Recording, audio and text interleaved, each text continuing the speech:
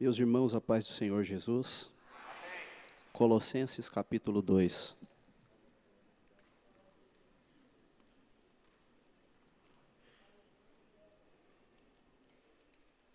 Colossenses capítulo de número 2. Enquanto os irmãos procuram, eu quero externar a Deus a minha gratidão, a alegria, pelo privilégio que uma vez mais me é concedido de poder falar da sua palavra. Quero louvar a Deus pela vida do nosso pastor presidente, os demais pastores, que assim dão-me a oportunidade de aqui poder estar. Agradecendo a Deus, aos nossos pastores, eu também quero parabenizar o conjunto do DAC, na pessoa do evangelista Felipe, toda a diretoria que aqui já foi falada, que Deus possa continuar dando crescimento para cada um de vocês, no nome de Jesus. Ninguém fazendo bobagem chega no marco de 30 anos de idade. Deus continue abençoando vocês para a honra e glória do nome do Senhor. Amém, meus irmãos? Amém. Colossenses 2,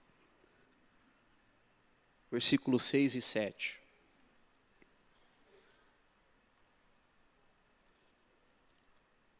Como, pois, recebestes o Senhor Jesus Cristo, assim também andai nele, arraigados e edificados nele e confirmados na fé, assim como fostes ensinados, crescendo em ação de graças. Se que pode, tome seu assento em nome de Jesus.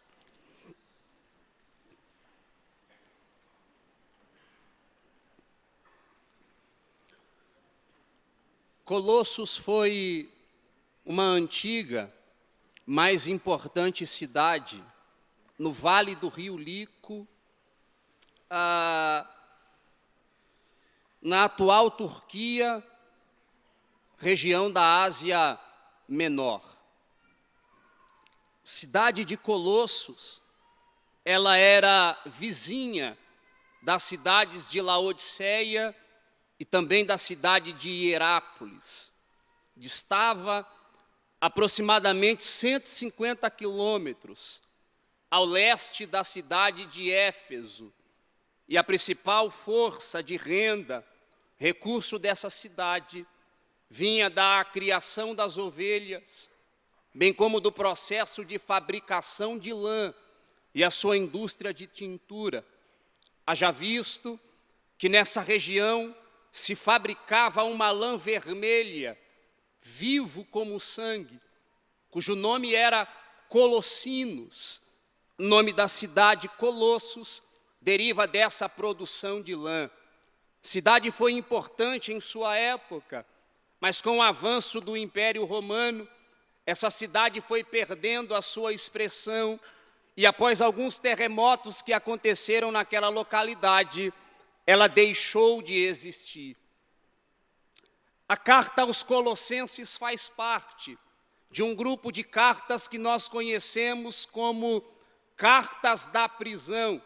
As cartas de Colossenses, Filipenses, Filemon e também a carta aos, glória a Deus, Filipenses, Filemon, Efésios e a carta aos Colossenses que nós lemos aqui essa noite. Todas essas cartas têm a sua autoria, dada à pessoa do apóstolo São Paulo, a quem nós admiramos e a quem nós olhamos e observamos para a sua vida como alguém que deve ser seguido.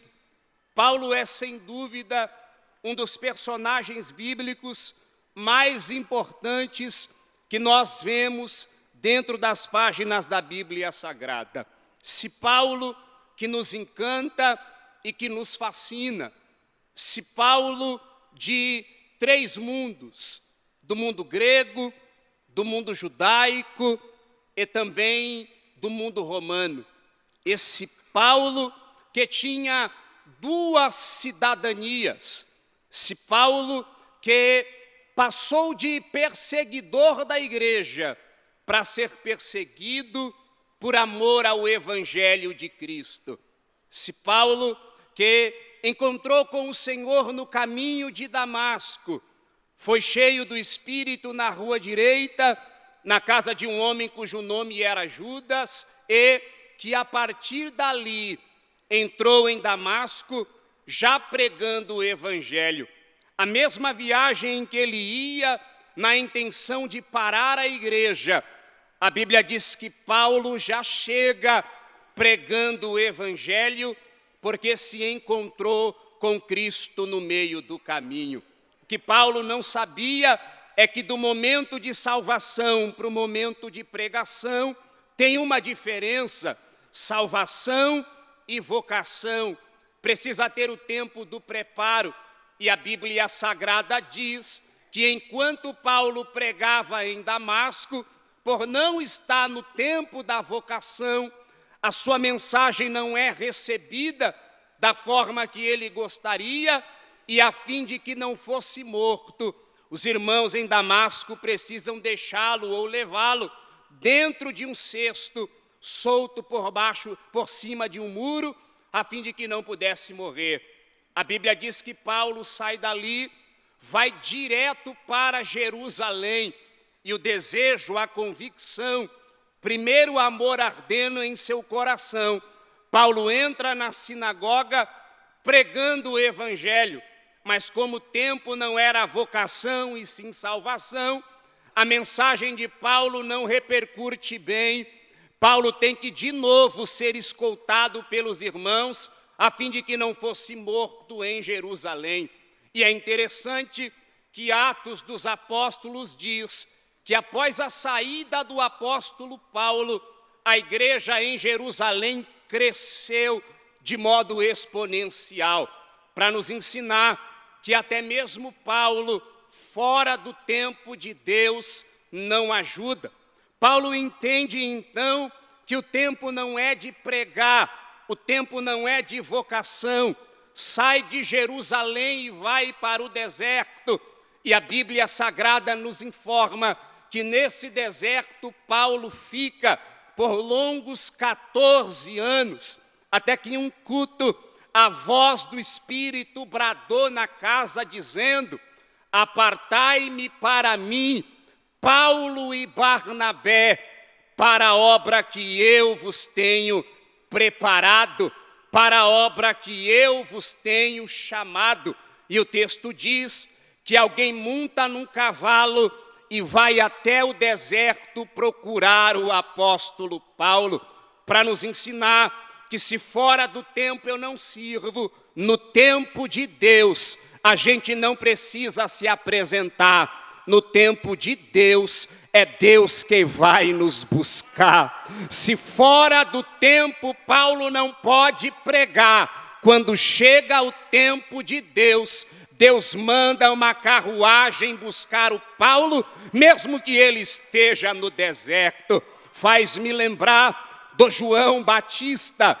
A Bíblia diz, Lucas narrando, disse que o menino crescia, se robustecia em espírito e esteve nos desertos até o dia em que havia de apresentar-se a Israel, porque no tempo de Deus o deserto acaba, no tempo de Deus o teu anonimato se infinda e Deus faz a obra que tem para fazer na sua vida.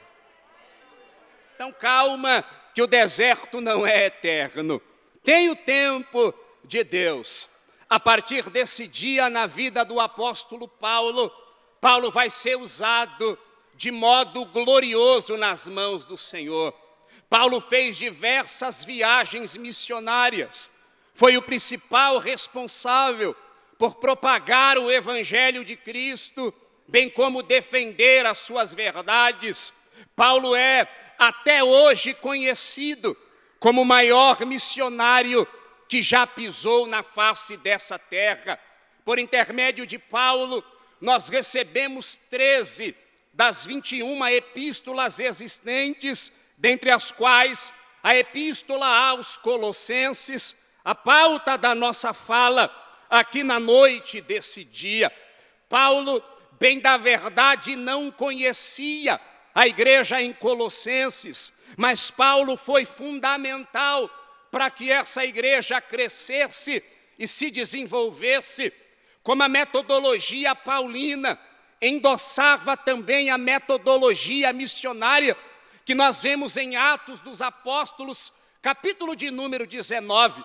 A Bíblia diz que Paulo pregou em Éfeso e toda a Ásia ouviu o evangelho de Cristo.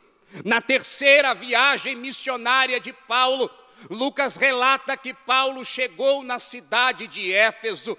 Essa cidade, Paulo teve o seu coração entristecido.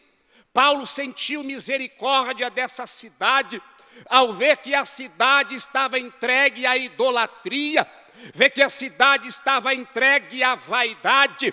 Há historiadores que dizem que tanto em Atenas quanto em Éfeso era mais fácil se deparar ou esbarrar numa divindade do que propriamente dito num ser humano. Para os irmãos terem uma ideia, na cidade de Éfeso ficava um grande templo de uma falsa deusa, cujo nome era Diana, conhecida por eles por Artemis. Essa deusa era conhecida como a deusa da lua, em que o povo de Éfeso a cultuava, a adorava com ações e rituais pagãos para essa deusa. Não era só esse, mas eles costumavam adorar um falso deus chamado Dionísio, o deus do vinho, conhecido pelos romanos como Baco, da onde deriva a palavra bacanal. E a história diz que eles se embriagavam com vinho, e enquanto chegavam a estarem embriagados, eles passavam e faziam coisas horríveis e atos hostis de promiscuidade aos olhos de toda a cidade. Paulo, observando essa cidade, quando Paulo pisa nessa cidade, Paulo percebe que a carga espiritual maligna em Éfeso era uma carga muito grande e negativa. Paulo tem dó daquela cidade, Paulo tem misericórdia dela, e Paulo começa a investir no evangelho. Mas o que me alegra é que em Atos capítulo 19, a Bíblia Sagrada diz que Paulo encontrou 12 crentes naquela cidade. A cidade estava embrenhada na idolatria, na apostasia, mas Paulo encontrou 12 homens de Deus naquele lugar. Era o Espírito dizendo para Paulo: calma, Paulo, porque você não está sozinho. Por mais caótica que seja a situação, Deus sempre tem alguém dele para poder nos ajudar. A Bíblia diz que Paulo olhou para esses homens e disse: olha, vocês já receberam o Espírito Santo quando creram? Eles olharam e disseram: a gente nem sabe que o Espírito Santo existe. Paulo olhou e disse: vocês foram batizados no quê? Eles disseram: no batismo de João. Paulo então diz a eles que o batismo de João é para arrependimento, mas que Cristo havia prometido batizá-los com o Espírito Santo. Paulo impõe a mão sobre esses homens, faz uma oração, e a Bíblia Sagrada diz que eles são selados com a promessa do Espírito Santo. Aleluia! A partir daí o Espírito Santo vai trabalhar na cidade de Éfeso de uma maneira gloriosa. Lucas diz que pelas mãos de Paulo, Deus operava maravilhas e sinais extraordinários em Éfeso. Tamanho era o poder de Deus naquele lugar, que até mesmo os lenços, os aventais de Paulo eram levados para os enfermos, e aqueles que estavam doentes recebiam a sua cura depois que eles entravam em contato com o lenço e os aventais do apóstolo São Paulo. Não parou por aí. A Bíblia Sagrada diz que os magos que eram envolvidos com feitiçaria, aqueles homens que eram envolvidos com idolatria, que cultuavam e adoravam Diana, eles resolveram fazer uma fogueira no meio da praça, e eles começaram a levar os seus livros de magia negra, os seus livros de ocultismo, e começaram a queimar na frente de todos, enquanto confessavam os seus pecados, avivamento verdadeiro aconteceu na cidade de Éfeso, com a chegada do Espírito Santo naquele lugar. Para nós vivermos um verdadeiro avivamento, nós precisamos da presença gloriosa do Espírito Santo sobre a nossa vida. A gente vive hoje em dia muita gente falando de avivamento, mas na verdade avivamento só é avivamento quando tem confissão de pecado, quando tem deixar as velhas práticas para que o Espírito Santo de Deus possa habitar. O negócio foi tão tremendo em Éfeso, que a Bíblia diz que Paulo passou a ser conhecido ao ponto do pessoal imitá-lo. Os jovens viram alguém com espírito maligno, possesso, e disseram para ele: nós te expulsamos, em nome do Deus de Paulo. A Bíblia diz que o maligno olhou para eles e disse: eu conheço Paulo e também sei quem é Jesus de Paulo, mas vocês eu nunca nem vi mais magro. O mais magro aqui é meu. Você nunca nem vi mais magro. E a Bíblia diz que avançando sobre eles, o feriram e eles voltaram para casa nus e feridos. Através desse avivamento que aconteceu na cidade de Éfeso, por intermédio da chegada de Paulo, que permaneceu por 2 anos nessa cidade, a Bíblia nos conta que algumas pessoas que ali estavam foram alcançadas pelo poder de Deus. Dentre essas pessoas, um evangelista cujo nome é Epafras. Esse Epafras era natural de Colossos. Recebendo este avivamento e esse poder que aconteceu em Éfeso, voltou para a sua cidade e ali sentiu-se capacitado para poder fundar uma igreja sobre a supervisão do apóstolo Paulo. Essa é a igreja de Colosso. Assim essa igreja vai crescer, essa igreja vai se desenvolver. Jesus vai começar a trabalhar de uma maneira especial também nesta cidade, assim como estava operando na cidade de Éfeso. O problema é que toda a ascensão, todo crescimento também tem os levantes, também tem as contradições que acontecem no meio do caminho. Com essa igreja não foi diferente.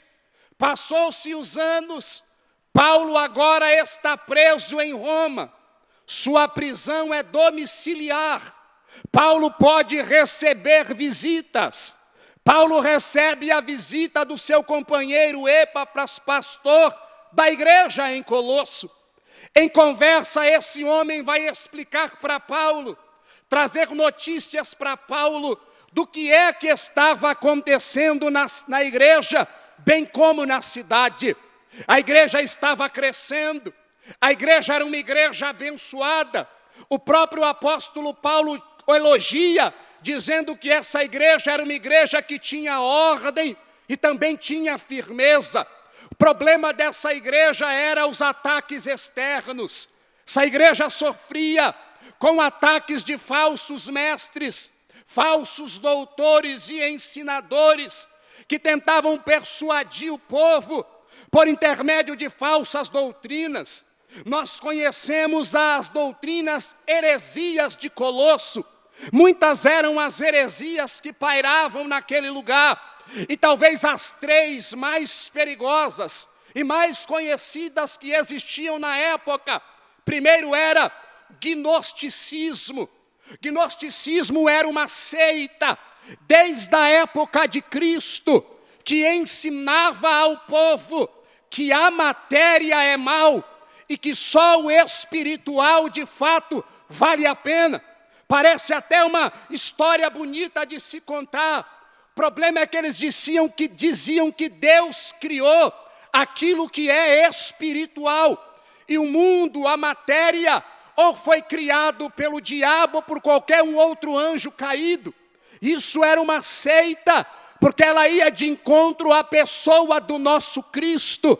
Se a matéria é mal, se o nosso corpo é mau, eles diziam: como é que pode um Deus deixar a sua glória para morar num corpo mau? E eles negavam a divindade de Cristo. Paulo, então, escrevendo aos Colossenses, no capítulo 2, a partir do versículo de número 8, Paulo disse: tende cuidado, para que ninguém vos faça presa sua, por meio de filosofias vãs e sutilezas, pelos rudimentos do mundo, e não segundo Cristo, porque nele habita corporalmente toda a plenitude da divindade. Paulo acaba com a tese dos gnósticos aqui, dizendo que a matéria é mal e que não acreditavam na divindade de Cristo. Paulo diz: ele e nele habita toda a plenitude da divindade. João já havia falado para nós no capítulo 1 do seu evangelho. João vai descorrer dizendo: e o verbo habitou entre nós, vimos a sua glória, como a glória do unigênito Filho de Deus, cheio de graça e de verdade. O que Paulo estava dizendo é: o fato de Cristo ter deixado o seu resplendor de glória, habitado num corpo corruptível, não demonstra que ele não é suficiente, demonstra que ele amou o mundo de tal maneira que disposto a romper com a sua glória para poder fazer com que a gente chegue ao Evangelho. Segunda seita que percorria a igreja de Colossos era o legalismo. Legalismo também desde a época de Cristo. Também era um pensamento filosófico que dizia que o homem, para alcançar a salvação, precisa obedecer algumas regras. As regras estão acima do próprio Deus. Se eu as obedeço, eu consigo ir me purificando e eu posso por si mesmo alcançar a salvação. Também uma seita, porque invalida aquilo que está escrito na palavra.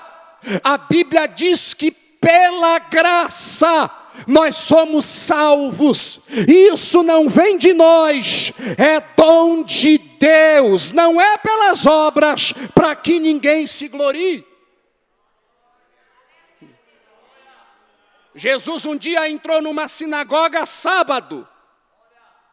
Os homens já armados, mancomunados para tentar prender o Cristo, trouxeram um homem que tinha uma mão mirrada. Olharam para Jesus e de propósito disseram: Senhor, é lícito curar no sábado? Os legalistas esperavam que Jesus dissesse sim, para que eles pudessem prendê-lo. Mas como nele habita corporalmente toda a plenitude da divindade, Jesus olhou para eles e disse: quem dos senhores, se uma das vossas ovelhas cair num buraco no sábado, vocês vão socorrê-la ou não? Eles fecharam a boca.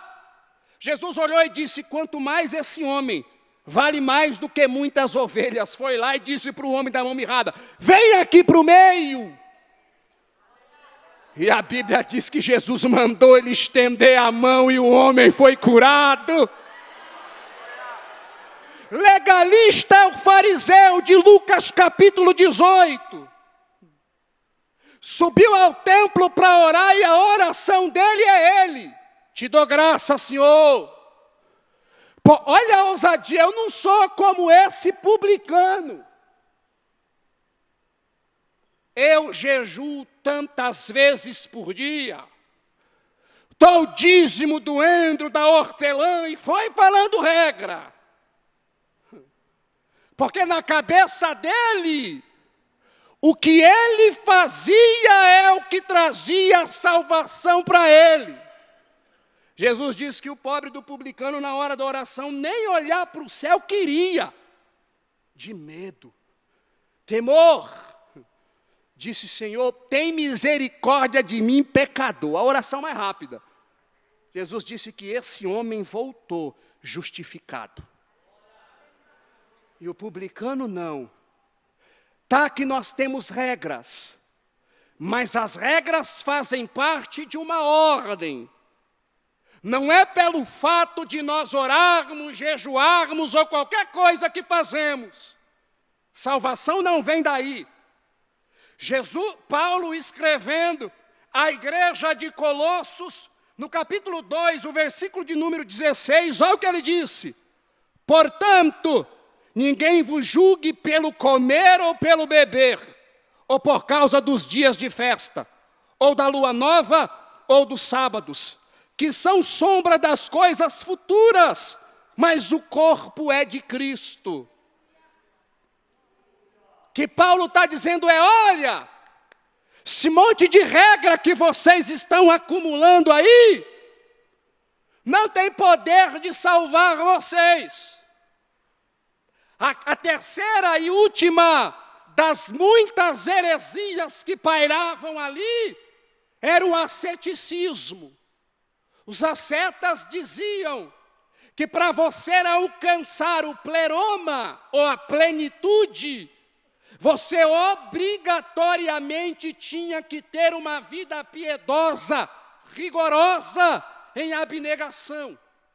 É daí que vem as pessoas que se mutilavam, faziam votos de pobreza, de castidade e de tantas outras coisas. E não era só isso, eles faziam tudo isso e entendiam que para evoluir na sua vida espiritual, eles deveriam ter contato com as divindades. Então eles cultuavam tudo que é falso Deus, para que fossem evoluindo na sua vida espiritual. A igreja de Colossos está enfrentando esses problemas. Alguns crentes começaram a ouvir essas conversas, e onde há, meus irmãos, essa mistificação, o final é confusão. Epáfras conta isso para o apóstolo Paulo em sua visita. Paulo resolve escrever a carta na finalidade de instruir esta igreja no caminho em que eles deveriam andar. O tema principal da carta aos Colossenses é a supremacia de Cristo. Paulo vai convidar a igreja de Colossense para entender o mistério de Deus. Quem é o mistério de Deus, pregador? O Cristo, aquele que no Calvário pagou o preço, a dívida que nos estava aberta, Ele pagou por mim e por você. Paulo vai escrever a esta igreja, e aí Paulo vai dar uma receita para eles a partir do versículo de número 6. Paulo diz assim: como, pois, recebestes o Senhor Jesus Cristo, assim andai também nele. Paulo está dizendo: você lembra quando foi que você recebeu o Senhor? Nós o recebemos com fé e com alegria. Jesus disse em Mateus capítulo 13, que o reino dos céus é semelhante a um homem que encontrou um tesouro escondido no campo. Por grande alegria e gozo no seu coração, ele foi e vendeu tudo o que ele tinha e ficou só com aquele campo, porque aquele campo era mais do que suficiente para ele. Jesus continua dizendo que o reino do céu é semelhante a um negociante de boas pérolas. Ele encontra uma pedra muito valiosa, ele vai e vende tudo que ele tinha, para ficar com aquela única pedra. Alguém diz, mas parece que o negócio, a matemática não fecha. Vendeu tudo para ficar com uma, porque essa uma que ele tinha era suficiente, ele não precisava mais de nada. Assim é o reino do céu. Quem recebe o reino dos céus entende. Nós não precisamos de mais outra coisa, porque Cristo é suficiente. A alegria e a gratidão que abunda em nossa alma é suficiente. Nós não estamos servindo homens, mas nós estamos servindo aquele que, quando nós estávamos mortos em ofensas e pecado, pelo seu poder ele nos vivificou. Paulo está dizendo, vocês lembram quando vocês receberam ele? Se vocês lembram a época que isso aconteceu, Paulo diz agora, também assim andai nele. Perceba que Paulo não está dizendo andai com ele. Paulo está dizendo andai nele. É diferente andar com ele ou andar nele. Paulo está dizendo tenha relacionamento com ele. Seja íntimo com ele. Ter relacionamento com Deus é glorioso. E nós temos que tomar muito cuidado para não se encher de tarefa achando que estamos servindo ao Senhor, quando na verdade estamos perdendo a melhor parte. Foi cantado aqui, Jesus está na casa de Maria em Betânia. Marta está muito preocupada com seus afazeres, tão preocupada ao ponto de olhar para Jesus e falar, Senhor, eu estou correndo para um lado, para cima, para baixo, e Maria está aí sem fazer nada. Pede para ela vir me ajudar também. Jesus olhou para ela e falou, Marta, Maria escolheu a boa parte, e não vai lhe ser tirada. Andar com Deus não tem a ver só em trabalhar para Ele. Andar com Deus tem a ver em se relacionar, passar tempo com Ele. Entenda bem, eu não estou dizendo que você não deve trabalhar para Cristo, o sangue de Jesus tem poder. Eu estou dizendo que mais importante do que trabalhar para Cristo é conhecê-lo, passar tempo com Ele, ter intimidade com Ele. Gênesis capítulo 6, diz que naquela época existiam gigantes na terra. O texto continua dizendo que eles eram os valentes, varões de fama. No versículo de número 8 de Gênesis 6, a Bíblia diz, Noé, porém, achou graça diante do Senhor. O contraste aqui é imenso.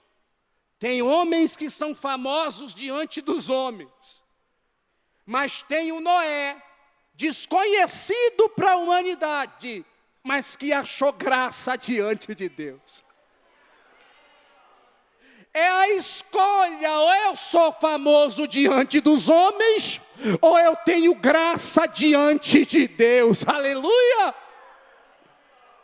Só caminhar com Deus, Noé achou graça, e o texto sagrado diz que Deus vai revelar para o Noé o seu grande projeto. Quem tem graça diante de Deus também passa prova. Imagina o Noé pregando para um povo que nunca havia havido chuva, nunca viu chuva, dizer que vai chover. Porque a Bíblia diz que na época de Noé era um vapor que subia da terra e regava a terra. As pessoas da época do Noé estão acostumadas a ver coisas que sobem da terra. Mas a mensagem do Noé é: vai descer coisa do céu. Vou de novo. A mensagem do Noé era o contraste da sua geração. A sua geração estava acostumada a ver coisas que subiam da terra, mas a mensagem do Noé é: vai descer uma chuva do céu. Enquanto tem gente acreditando em quem sobe da terra, Deus ainda levanta Noé para dizer: vai descer do céu, vai descer do céu. Noé, eu acho que parecia um doido, porque está dizendo que vai descer coisa do céu, está construindo um barco gigante, numa região desértica, as pessoas passam e falam: o velho está ficando caduco. Só que o que a gente precisa entender é que quem zomba do projeto não conhece o Deus que deu a planta. Então vai pregando o teu barco aí, porque se foi Deus que deu a planta, vai vir coisa do céu. Noé caminhou com Deus. Paulo diz: caminhe com ele também, assim como vocês receberam. O problema é que quando a gente recebe, a gente é muito simples. A gente vai para todo culto, escuta todo mundo, a gente tem humildade. O tempo começa a passar e a gente começa a imaginar que sabe alguma coisa. A gente começa a ficar mais requintado, mais granfino. E já às vezes não quer ouvir quem a gente acostumava ouvir. O pastor do culto de ensino já não é suficiente. E aí vai para outra igreja. Aí chega lá, foge. Escuta um camarada dizer que Deus mamãe. Um herege. Um Deus mamãe que amamenta no seu seio. Depois se pergunta o que é que está acontecendo. É que deixou de andar nele. Paulo está dizendo: não andem só nele, mas estejam enraizados e edificados nele. A expressão enraizados, a palavra raiz no grego é rizo, dá o sentido de fundamento, estabilidade, nutrição, vida por intermédio de contato. Quando Paulo está dizendo sejam enraizados nele, Paulo está dizendo tenha contato absoluto com ele. Enraizado é criar raiz em Cristo. Só quem tem raiz suporta determinadas situações. Só quem está enraizado em Cristo consegue vencer no dia mau. Estar enraizado em Cristo significa que a gente não vai se corromper com as dificuldades que estão acontecendo no mundo. Assim como a igreja em Colossos, hoje a gente sofre algumas dificuldades também. Com os pensamentos e heresias, como por exemplo, a gente é açoitado, as mulheres principalmente, pelo feminismo.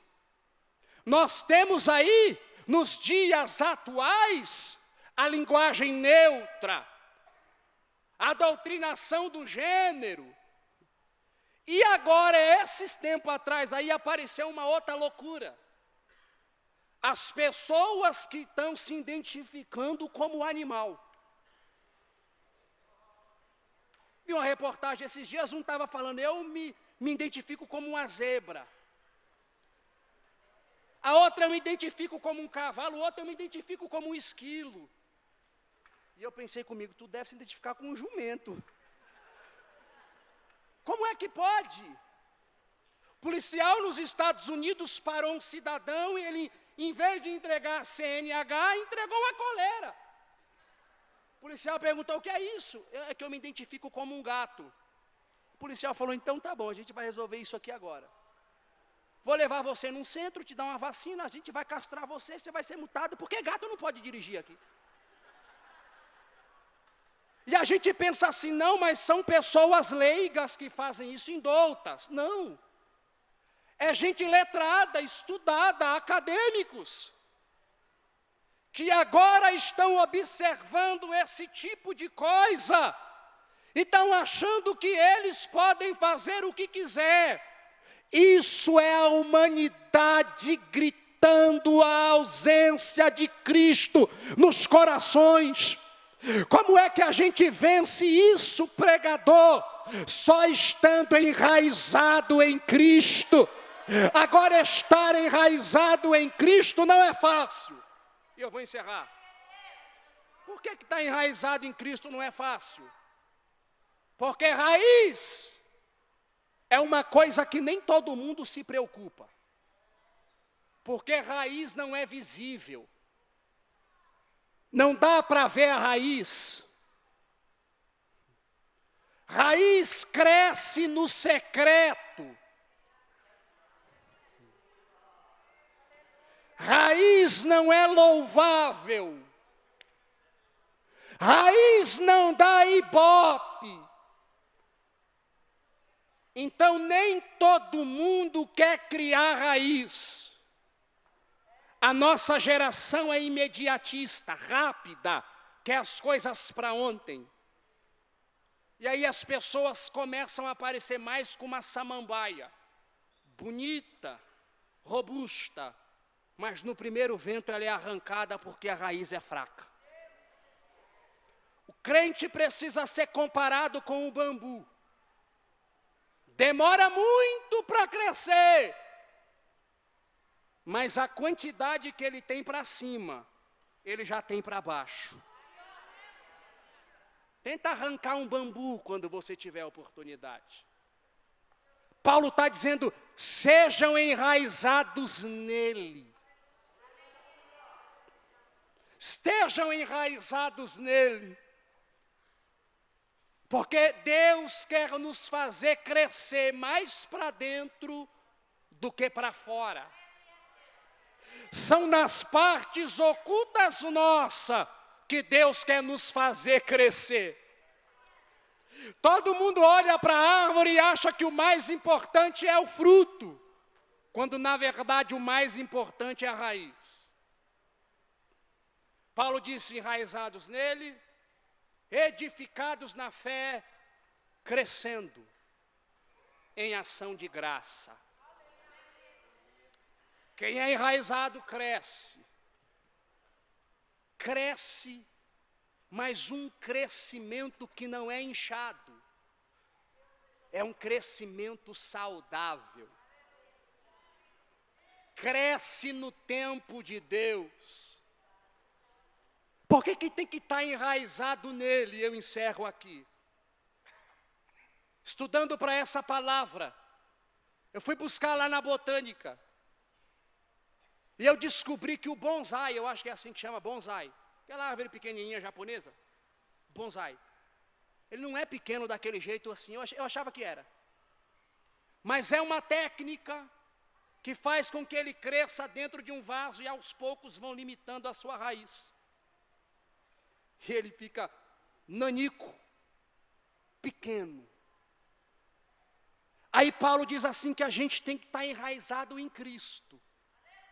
Porque Cristo é o solo que provê o nosso nutriente.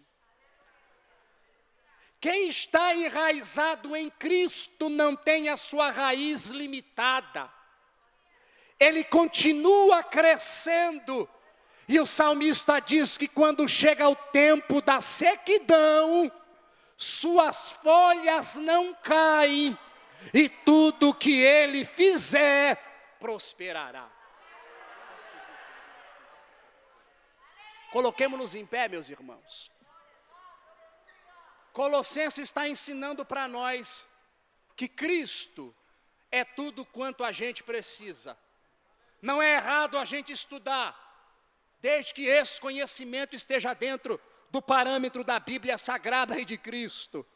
Não é errado você prosperar, desde que esse prosperar esteja dentro da Bíblia Sagrada.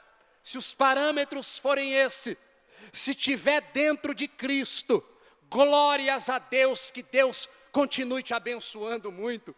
À medida que a gente anda com Cristo, o nosso coração começa a transbordar de gratidão. Gratidão por tudo quanto Ele fez, mais do que aquilo que Ele irá fazer. Eu não sei você, mas eu estar aqui essa noite é um grande milagre. Eu não sei você, de onde foi que Ele te tirou, mas essa hora da noite num domingo, meu irmão, só eu e Deus sabemos onde é que eu estava.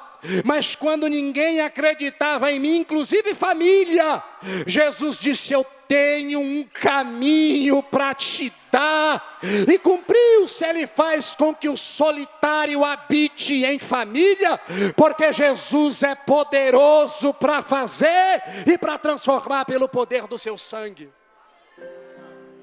Cresça em gratidão. AB Perus, desde 1947, abençoando o Brasil.